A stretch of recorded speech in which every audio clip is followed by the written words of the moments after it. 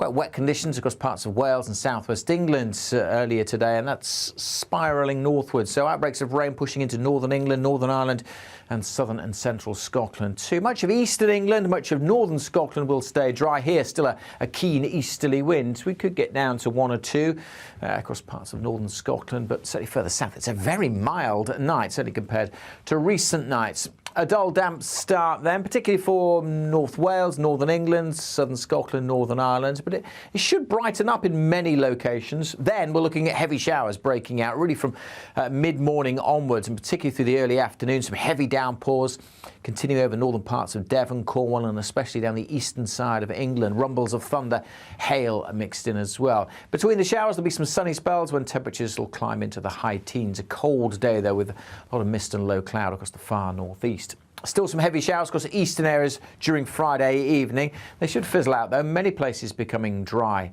for a time. But as we head into the weekend, look at this, more wet weather coming in from the southwest. Question mark about exactly when that rain will arrive in the London area on Saturday, but it may well make for quite a grey and damp afternoon in particular. The rain will spread to the Midlands, Wales and eventually into northern England. But much of the day for the far north of England, Scotland looking dry, just a few scattered showers here and some brightness. Still cold and blustery in the far northeast.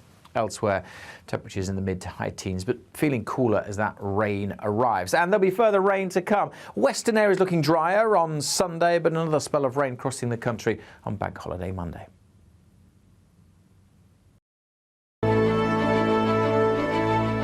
It's all about family, being in people's living rooms, all the interaction and getting to know who our viewers and listeners are. When I was young, my dad used to say, no, stop arguing. I wanted an outlet that would enable me to give my opinion.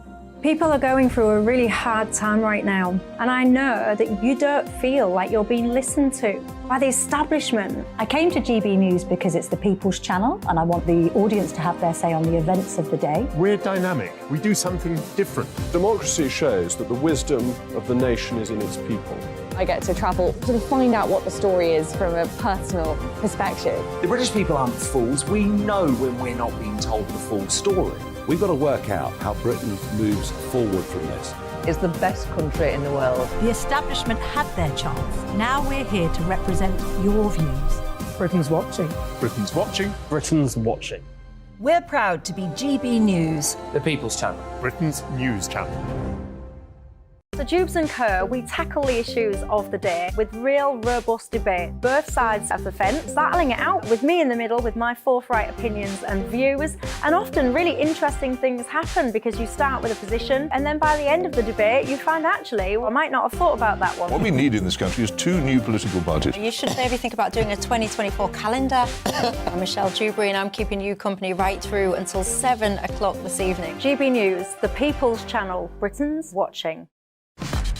Start the day with GB News.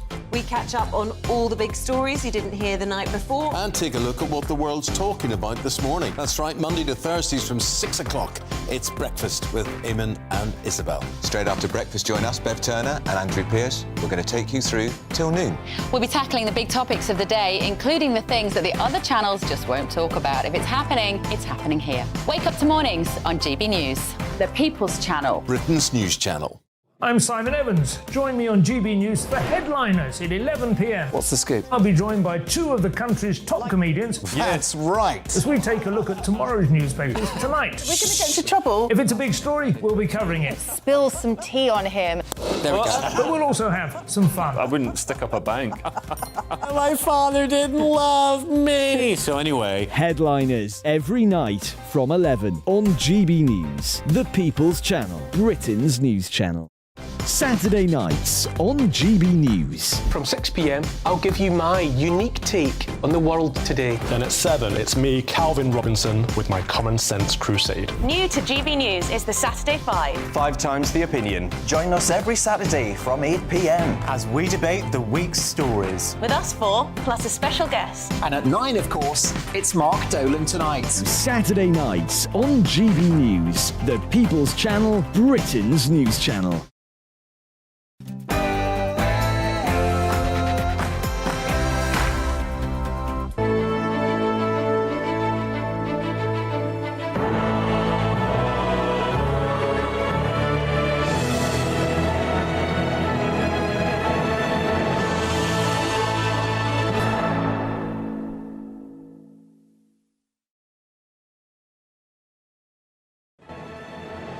Hello, good evening. It's me, Jacob Rees-Mogg, live from Buckingham Palace on State of the Nation tonight.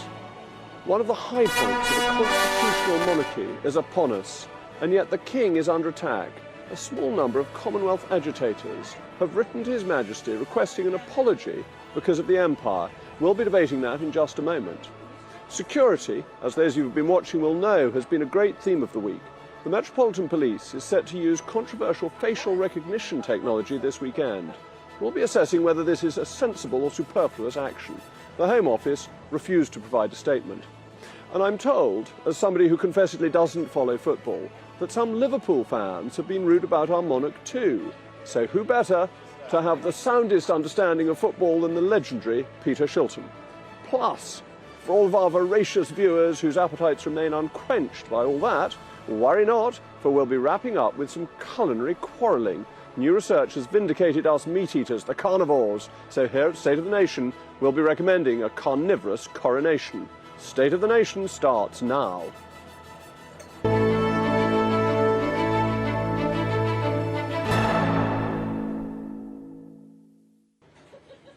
We'll also be joined by GBNews' very own royal correspondent, Cameron Walker, and the royal historian, Rafe Hadel-Mancoux. As ever, I want to hear from you. It's the most important part of the programme. Email me, mailmog@gbnews.uk. But now it's time to leave Buckingham Palace for the Queen of News herself, Polly Middlehurst.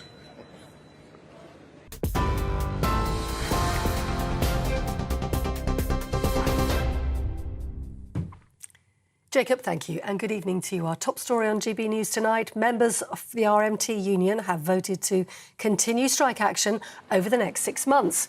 Unions involved in disputes have to reballot their members every 6 months to legally continue with walkouts. The RMT said there was an overwhelming vote in favour of the move. Strike action is already planned for May the 13th, the day of the Eurovision Song Contest in Liverpool.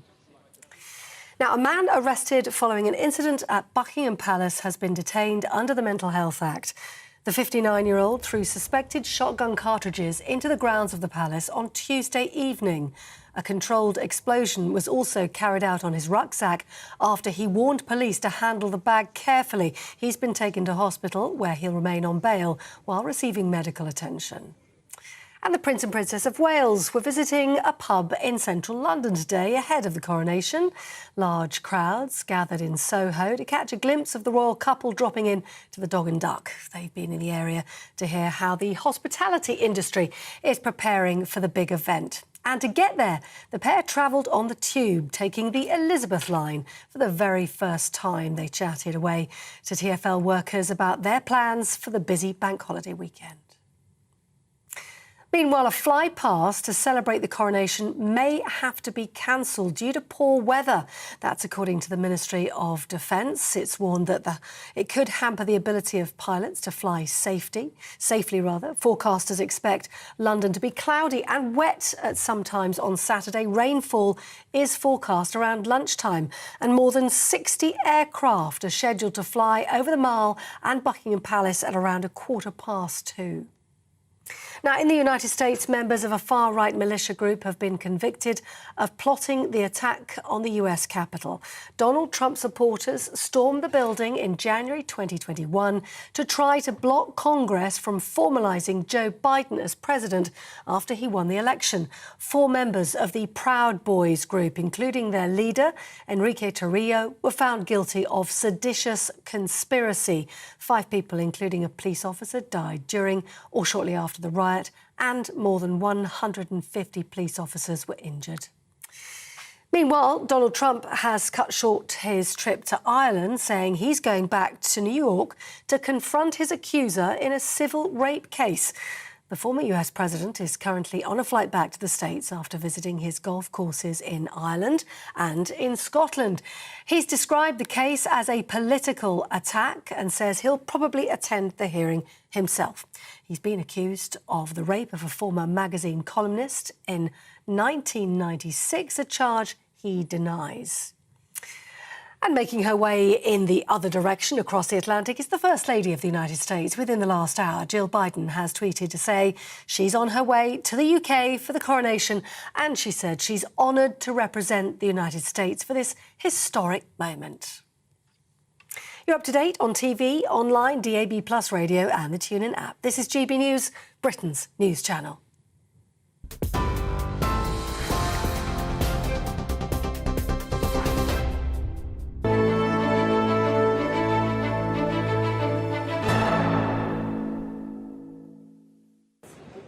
Well, ahead of the King's coronation, outside Buckingham Palace, the atmosphere's building up, the crowds are building up. There's a real positive atmosphere here. Just walking in, so many people are excited, and the people who've been sleeping out here for several nights to catch a glimpse of golden carriages and all the pomp and circumstance of a coronation. But unfortunately, some agitators, only 12 of them, from the Commonwealth nations, have written to the King demanding an apology for genocide and colonisation. Now, it is worth remembering that the King bears no responsibility for the British Empire in any realistic sense. Not only was he not alive for the bulk of the British Empire, certainly not for its expansion, but it's an even longer time ago that the British monarchs had any executive control and were directing how the empire operated. But we should be proud of our empire for what it gave the world, for what it still gives to the world, not in ruling places, but in what we have left behind, in terms of the rule of law, in terms of constitutions based on democracy, on the rights of property. If you look at the current race between India and China, which is going to be the greatest nation, I'm confident that India will win. And why is that? It's because India has democracy and the rule of law. Things that were left by the British were brought in by the British when we were there and then stayed when we left and have been grown and improved by India once we left.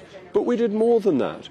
We brought in proper justice so that Sleeman got rid of thuggee. Thuggee in India was a practice where travellers were murdered, and it went on. It was a widespread practice, wiped out by the British when we were there. Why? Because actually we were a law-abiding society, and we have taken the common law around the world. If you look at the United States, of course, another common law country with free markets and free enterprise, where does that come from? Where does the US Constitution come from? It comes out of the British Constitution. It was a conscious effort to perfect the British Constitution.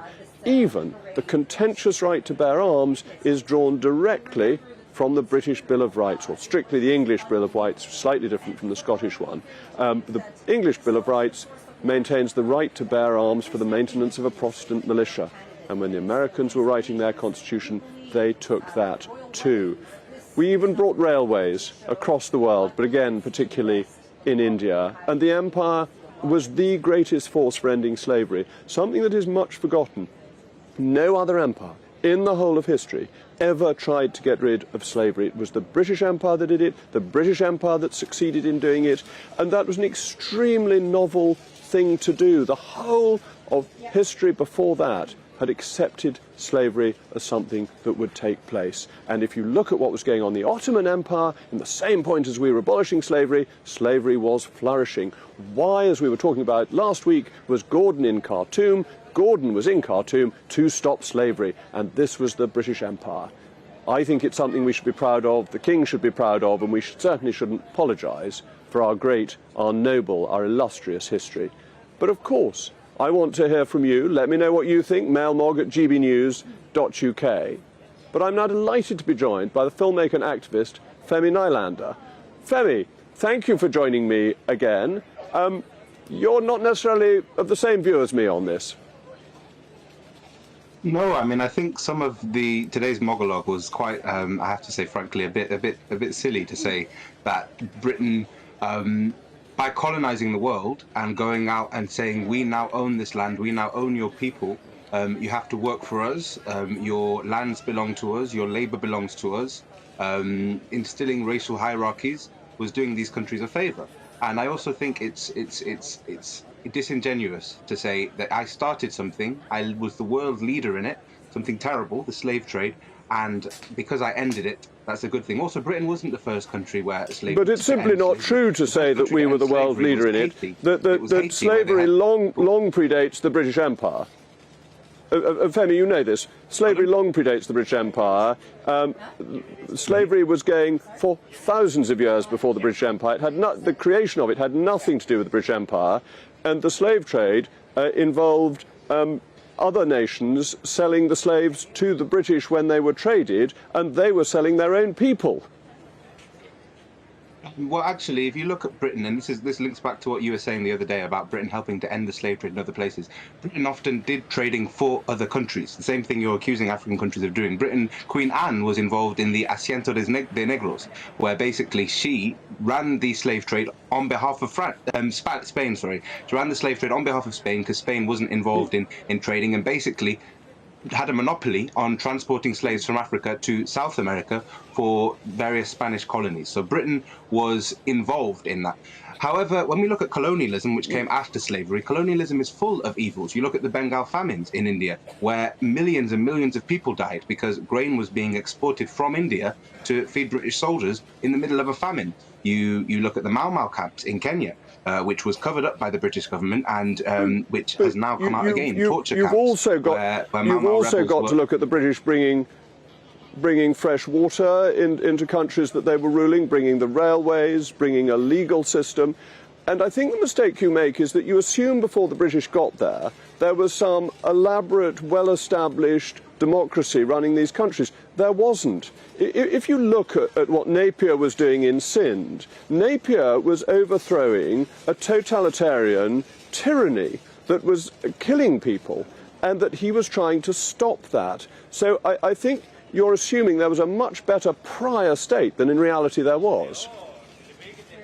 Well, firstly, the railways that were built, if you actually look at the railways that were built under the colonial time, they usually go from places where there are lots of resources directly to the coast, because the purpose of these railways wasn't to help the citizens of whatever country they happened to be built in. They were to help transport raw goods, oil, gold, but that brings wealth to the nations out of those countries to be shipped abroad, and that boosts people's standard of living. That's terrific.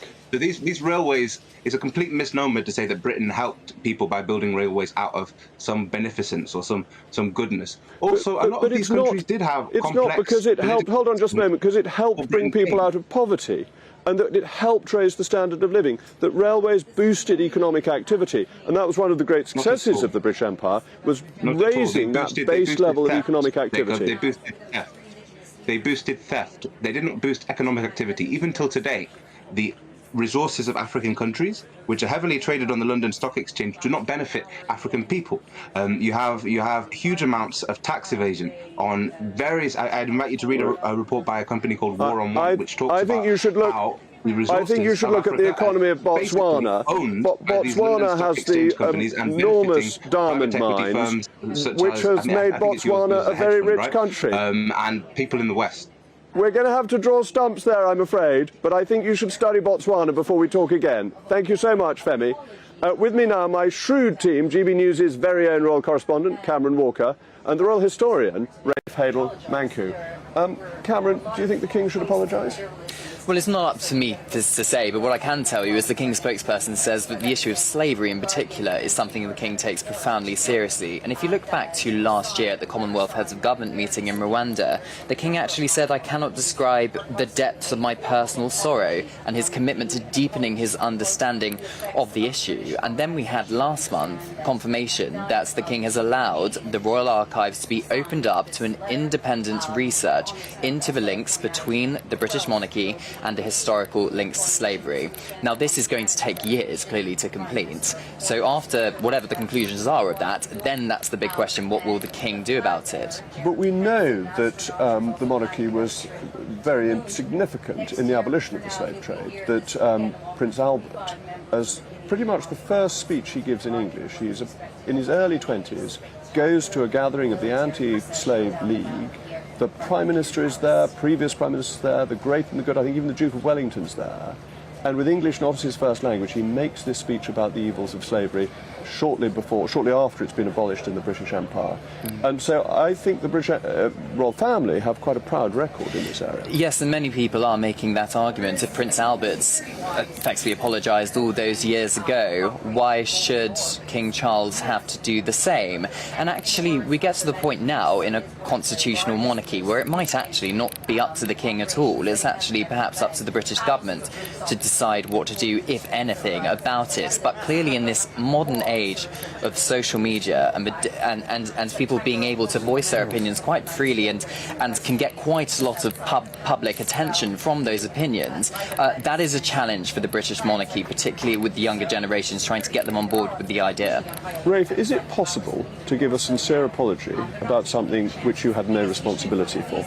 Well, none of us are culpable for the sins of our fathers. It's an important point. And as you quite rightly said, the royal family have had a great record in terms of the abolition of slavery, not to mention George III, who was a young man, wrote an essay condemning slavery as being indefensible. I'm in complete agreement with you. I think the difficulty for the king, however, is that he's not only king of the United Kingdom, he's king of 13 other realms, some of those Caribbean, and also head of the Commonwealth, and he's aware that this is a hot issue.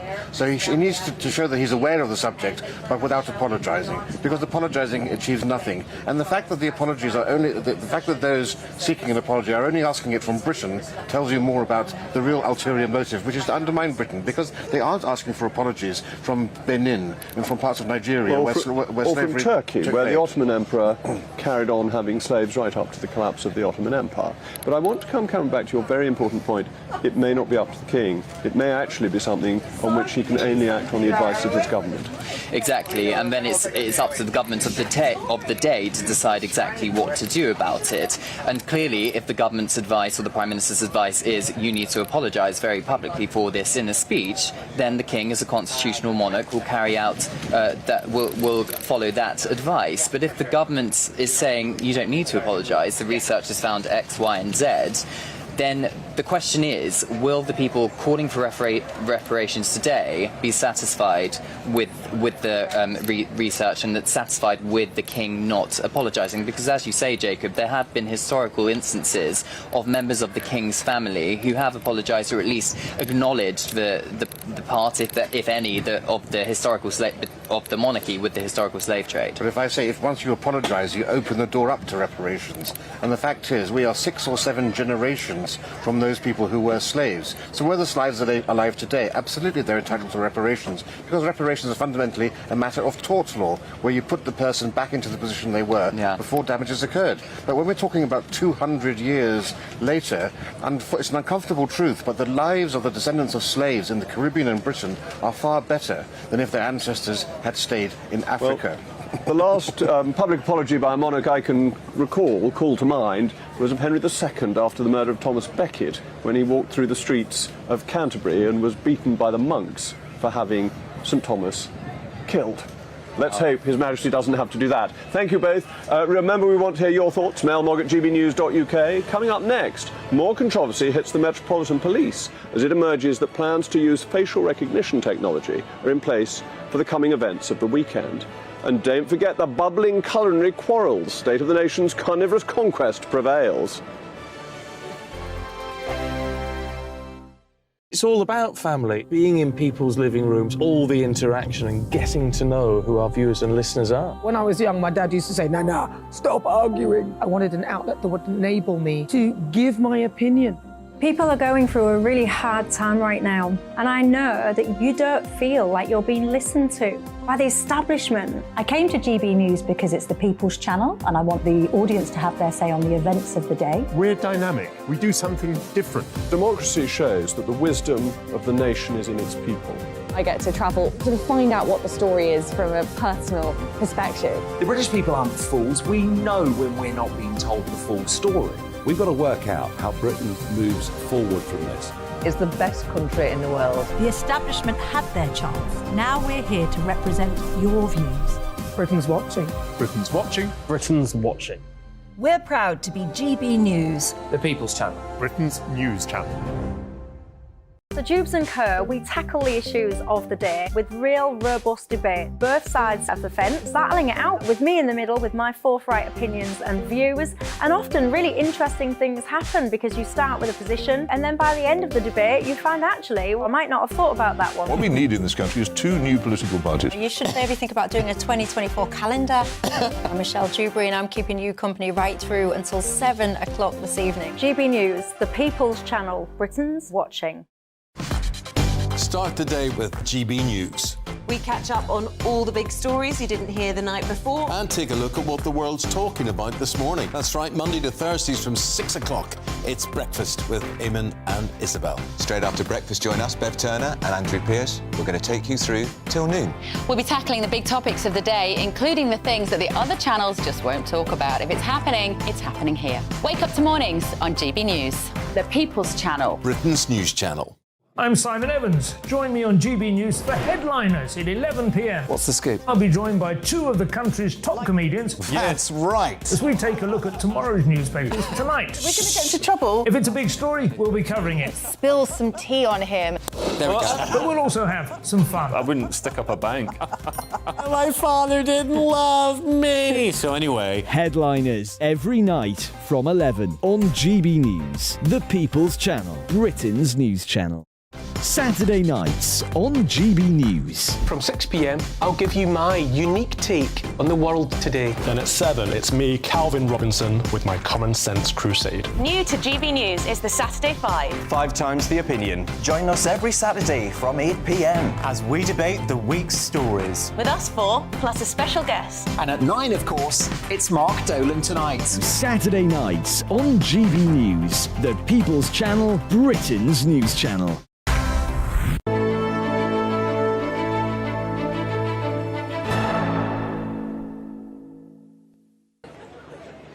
Welcome back. I'm still Jacob Rees-Mogg, and this is State of the Nation.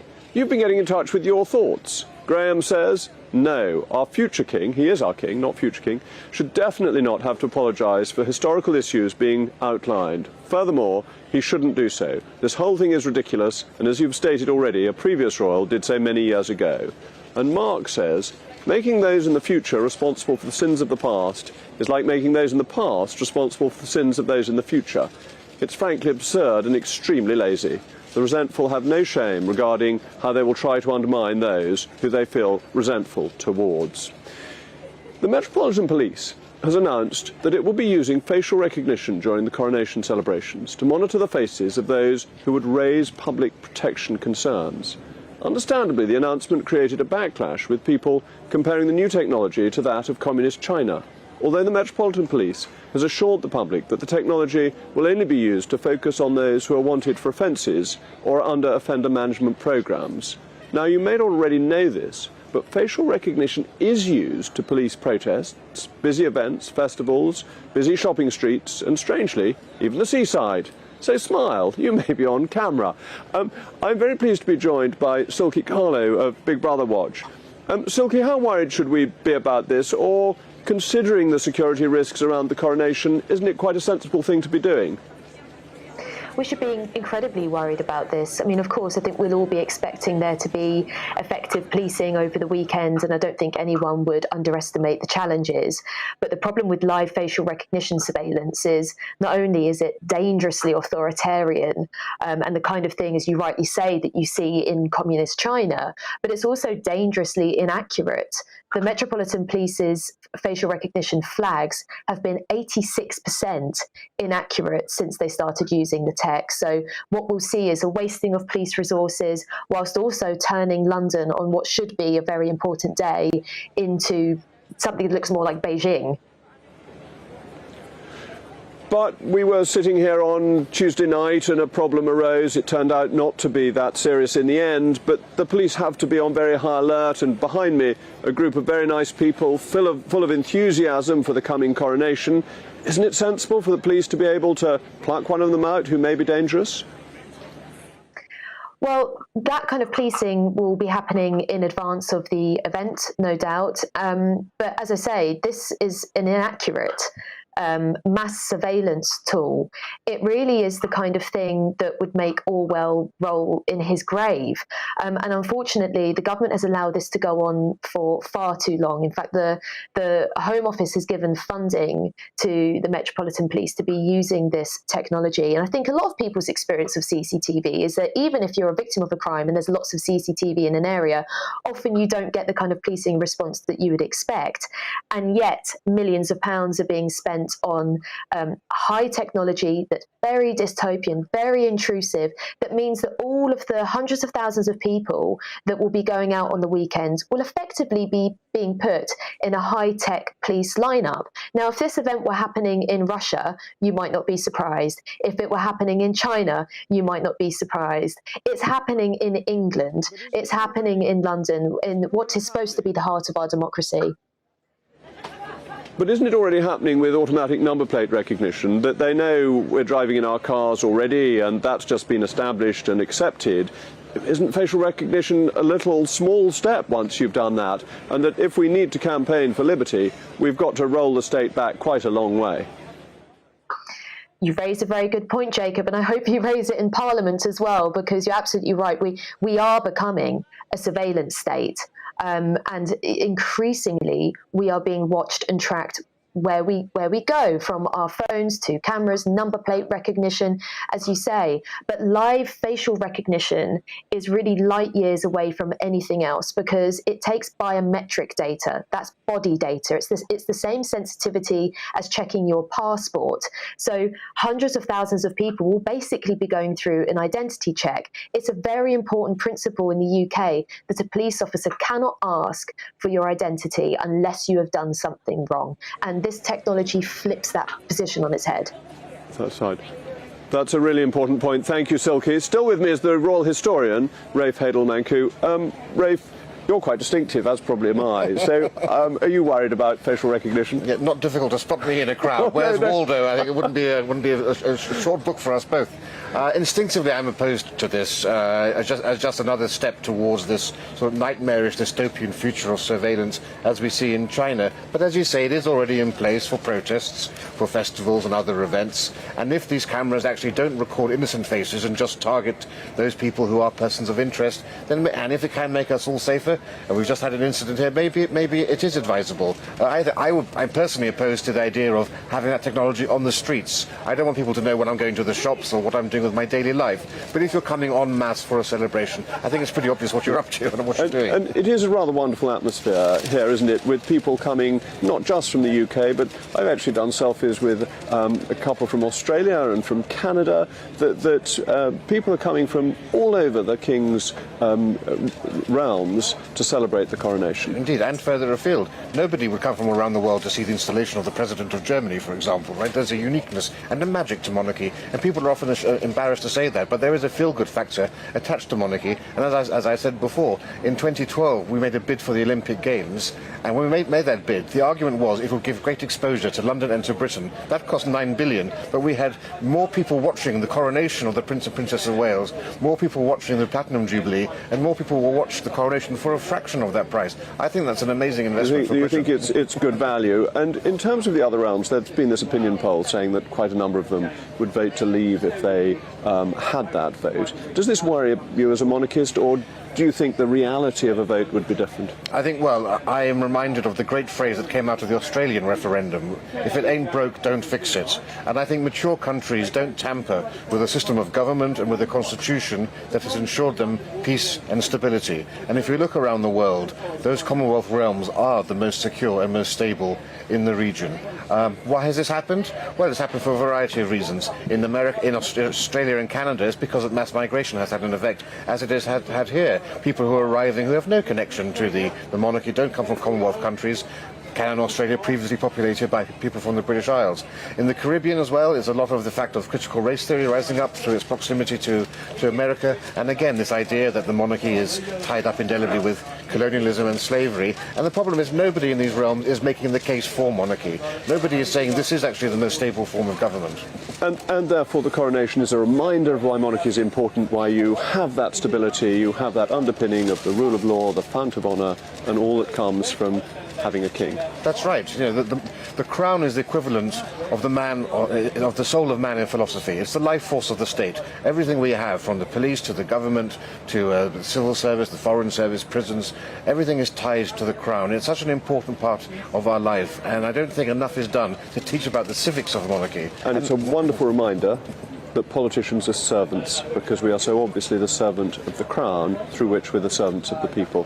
Rafe, thank you very much. As I mentioned earlier, the Home Office and the Metropolitan Police refused to provide us with a statement, but we'll discuss it anyway. Coming up next, another attack on our king. Whilst he may be defender of the faith, State of the Nation is here to be a defender of him.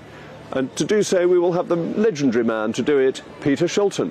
And don't forget, a row with the vegans is coming to the boil. I joined GB News because I was sick and tired of not hearing my views being represented, not just mine, but so many people that I knew and spoke to. I just couldn't get my voice out there. I couldn't say anything. I couldn't do anything. Whatever the narrative was, I kind of had to follow it. GB News is there to provide a voice for those who have been ignored by the establishment media. We think different things, we've got a different style. GB News is here to be optimistic and positive about the future. It's real kind of dynamic and flowing, with the audience very much at the heart of it, like a big family. Here at GB News, we talk about the things that matter to you. Hearing the voices from right across our towns and cities, especially our towns. All sides of the argument represented with a heavy dose of opinion. We're on a mission here to make a difference. And the GB News family really is here for you, and whatever time of day you can watch or listen. Britain's watching. Britain's watching. We're proud to be GB News. The People's Channel. Britain's news channel. Westminster is going around in ever-decreasing circles, followed by the media. Britain is broken. How on earth did we get into this mess? But more importantly, how do we get out of it? Join me at 7 p.m, Mondays to Thursdays on Farage, here on GB News. We will have open, rational debate. We've got to work out how Britain moves forward from this. Join us here on GB News, the People's Channel. Britain is watching. You've probably seen politicians interviewed 1,000 times, but we do it differently. We find out who they really are, we don't shout, we chat, and hopefully we bring a bit of light, not just heat. Did you know Kate Moss? Apparently. Do you have a pair of jeans or a pair of jeans? No, of course I don't. What would I do with them? My friends are like, oh my God, what's she doing now? Join me every Sunday at 6 for Gloria Meets, only on GB News, the People's Channel, Britain's news channel.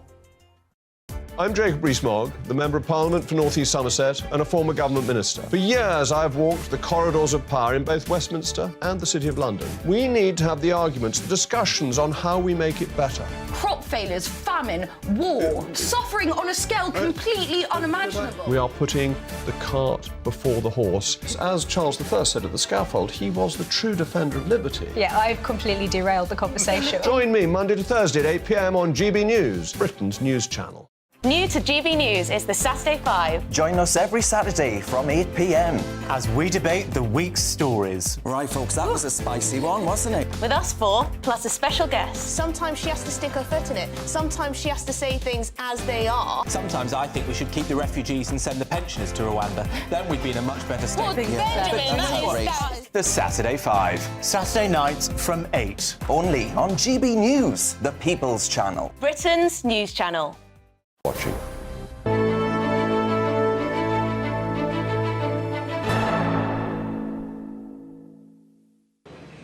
Welcome back. I remain Jacob Rees-Mogg, and you've been getting in touch with your thoughts.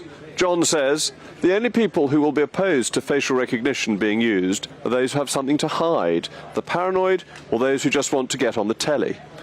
Well, we all want to do that. Eddie says, in my opinion, the facial recognition cameras are okay as long as the footage recorded is deleted permanently within 48 hours unless something actionable is identified.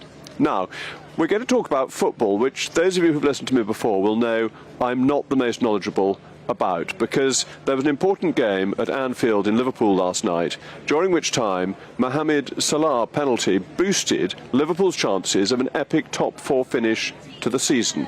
And that probably means a lot more to you than it does to me. But in spite of this excitement, the standout headline of the game was that some fans began singing unpleasant things about the king. It's also been reported a few days ago that Premier League clubs had been asked to play the national anthem at matches this weekend, which has annoyed some Liverpool fans. Now, who better to discuss this with than a very distinguished footballer, legendary figure, but also somebody of very sound views? Peter Shilton. Mr. Shilton, thank you so much for coming on this programme. Do you think this is a deeper-seated hostility to royalty in football, or it's just the bad manners of a few? Well, it's nice to be on with you, Jacob. I think a bit of both, really. I mean, when you look around the world, every country has its national anthem, and they're very proud of it, you know, whatever country you're in. And I think we're one of the top ones. We've always had a great pride about our country and about our national anthem. And, of course, you know, we show it on so many occasions. And, you know, we fought wars. People have died to protect our country and our national anthem. The two go together side by side, and we've had it for years. I mean, from my personal point of view, you know, footballers are hugely patriotic, aren't they? That when England is playing football, there's huge national interest. So it's a bit surprising that a small group have barracked the king at a football match. Yeah, well, two things really. When I was playing for England, one of the proudest things was to sing or to have the national anthem played before the game. It was a fantastic moment. It's something players always remember. And, you know, it is sad that a small minority feel that, you know, that they have to do this. But I think especially Liverpool fans, I mean, when in my era, used to go to Anfield, and it was one of the most hospitable grounds for the opposition in the country. As a goalkeeper, you used to run down to the Kop, and they all used to clap you, and they used to have a fantastic sense of humour. They were known for that, and you know, I think they're letting themselves down and the club down by booing certainly the king. And I agree with you. I think our national anthem is absolutely wonderful and uplifting. There was a story earlier in the week that some people wanted to change it, but I think this focus on our king and the rousing tune is something that always lifts the spirits.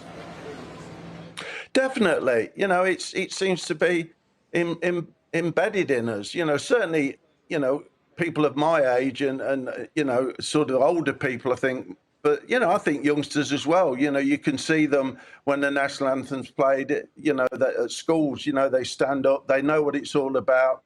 And for a small minority to take it upon themselves to boo, I mean, come on, let's be fair. If you don't agree with certain things, just don't sing it, you know, but don't embarrass your club and all the supporters in the club who love the national anthem.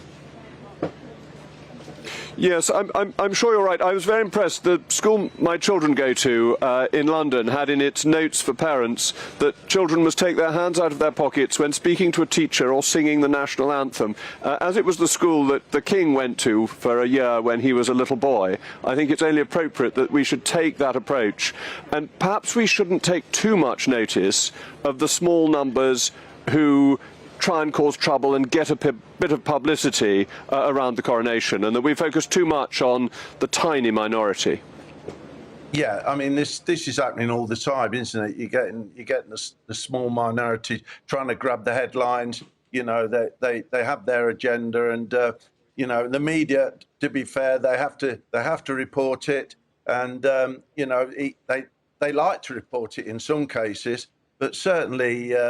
You know, I think, listen, everybody is going to celebrate in this country. It's going to be a wonderful occasion. And obviously the police have got, you know, security on their hands. But certainly the country will be celebrating to the hilt because, you know, we do love our country and we do love our royal family. And it's only a few that probably don't. Well, thank you very much, Peter. I'm so glad you've come on because I'm a great admirer of yours for having the courage to be a famous footballer who isn't insufferably woke. So thank you for joining me this evening. Still with me is the royal historian, Rafe Heidelmanku. Rafe, do we sometimes concentrate too much on the minority. There's this great line, isn't there, about listening to the crickets in the field and ignoring the stately cattle that are standing, stately oxen that are standing by, and that these are the crickets in the field who we should basically ignore. I think that there's a lot of truth to that, not only, of course, with the Liverpool fans here, but with the small protest of Republicans that will be taking place, perhaps at the most 1,000, compared to the hundreds of thousands who are going to arrive. And with rolling media, of course, sometimes we do try to give them equal coverage. But I would defend the right of the Republicans to make their protest. One of the glories of our country is that we're a free country. I debated the head of Republic earlier today, and I said I absolutely support the right to peaceful and non-disruptive politics, protest, not least because it gives other people the opportunity to see how small and peripheral the Republican movement is in this country, as they are, if one sees these protesters, I've been looking at them for 25 years, a rather sad, lonely bunch of anoraks surrounded by this great swirling mass of patriotic Britons who've come here to celebrate their king and country. As we're seeing where we are this evening, and we saw some police motorbikes go round just a moment ago. There's lots of activity going on here, isn't there? There's people getting ready, everything's building up, and it's still a day and a half away. Well, it's wonderful that GBNews is here, actually, because uniquely among stations, we're able to chart the development and the build-up of that atmosphere. And you see, one of the disadvantages to being the world's oldest continuous democracy is we don't have a revolution to celebrate every year, or an independence, like July the 4th or July the 14th, Bastille Day in France. So for us, it's royal weddings, jubilees, and particularly coronations that provide those very few occasions when we can come together as a nation, celebrate our constitution, see the living embodiment of that, and actually have moments of social cohesion through street parties and gatherings like this, and also forge new moments of national identity. Everyone remembered where they were in 1953, those who were alive. Same thing with the wedding of 1981 of Charles and Diana, and again now everyone will know where they are, and that's how you make, that's how you create moments of national cohesion. And this is what's so exciting about a monarchy, is that it is unifying in a way that a politician simply cannot be. And if you look at the United States, the division between Joe Biden and Donald Trump and of their supporters is quite enormous. Whereas here, we can all look at the king and say, well, he's above politics, he doesn't get involved in that slightly grubby business.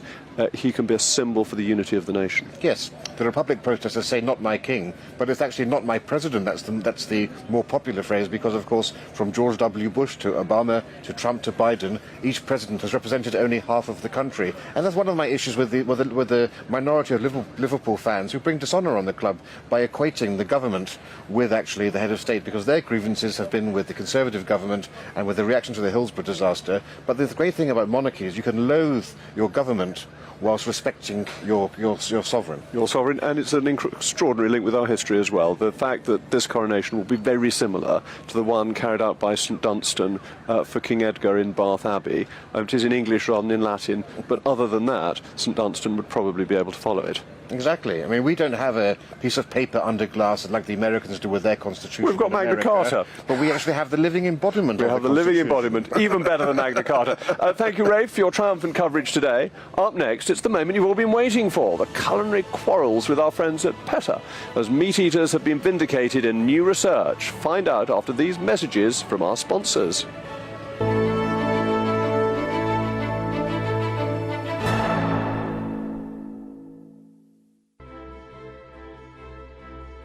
Coming up on Thursday's special edition of Dan Wootton Tonight, I'll be live at Buckingham Palace as we herald in the dramatic new age of King Charles III, without shying away from the coronation conflicts that threaten to overshadow this historic day. Tune in for outspoken